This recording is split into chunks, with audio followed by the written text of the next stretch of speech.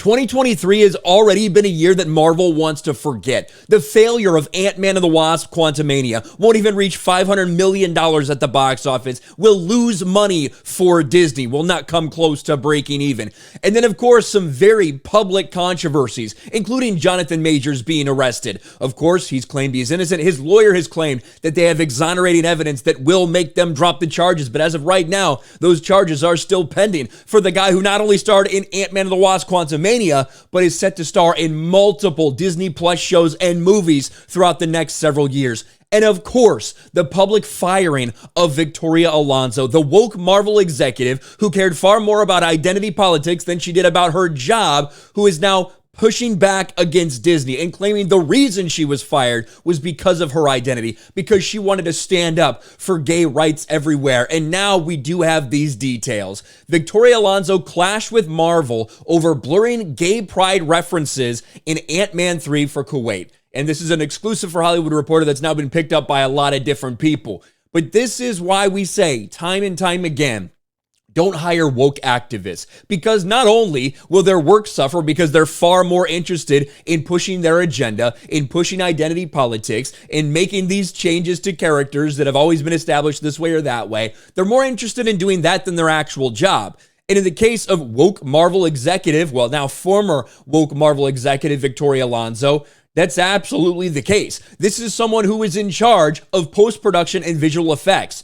Marvel has been heavily criticized for those things in the past 2 years since she took over as president of that department. It's been an abomination. It's been terrible. Doesn't matter if it's a theatrical release or a Disney Plus series. The CGI, the visual effects have been garbage. Even the mainstream media has been calling that out. So much so that there's big VFX industry drama going on with a lot of them saying we're going to refuse to work with Disney or Marvel in the future because of this woman. Well, now she's fired and she's claiming that the reason is all because of her identity and because she's a gay rights activist and she refused to make changes for a country that didn't appreciate that. Look at this shit.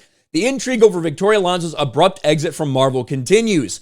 On March 24th, THR exclusively reported that Disney fired Alonso for breach of contract due to her work on the Oscar-nominated feature Argentina in 1985.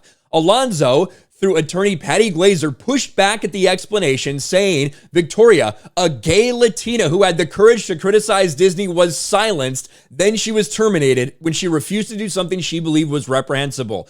Well, now they think they know what that reprehensible thing was. It was blurring something out in a movie so it could be released in the Middle East without gay pride imagery. She apparently, reportedly, refused to do that. That's her fucking job, right? This is her job to do that, in charge of VFX post-production. And she refused. She stood on the hill of woke identity politics and said, I refuse.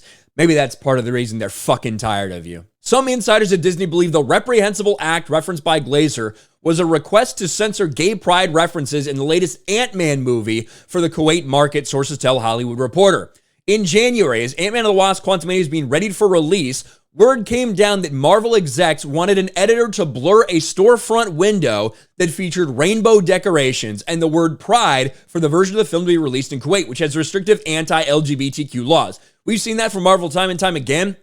They talk about how much they care about gay people advancing this agenda, but when push comes to shove, they'll censor it in other countries to get it released there to try to make money. Well, that didn't sit very well with Victoria Alonso, apparently. Alonso, who is gay, yeah, no shit, she talks about it all the time, was an outspoken proponent of inclusion during her time at Marvel. She publicly challenged then CEO Bob Chapek to push back against Florida's Don't Say Gay bill. The fact the media can still get away with this, the Parental Rights and Education bill, bastardized by woke lunatics as the Don't Say Gay bill, when that's not an accurate reflection of that bill at all. But now it's law. The Parental Rights and Education law here in Florida. Go fuck yourselves, Disney and woke media.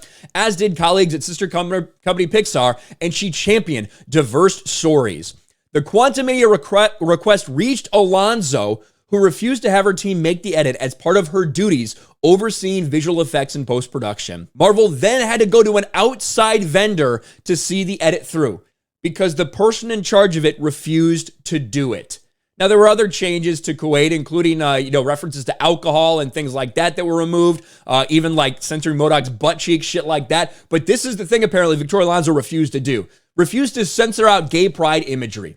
When you fucking hire people like this, when you hire activists, when you hire woke ideologues, they will destroy your company. They will refuse to actually do their job well because they'll spend more time on activism. And if anything ever comes up that might conflict in some way, no, they're just going to straight up refuse to do it. And then when you fire them, they'll weaponize their identity against you.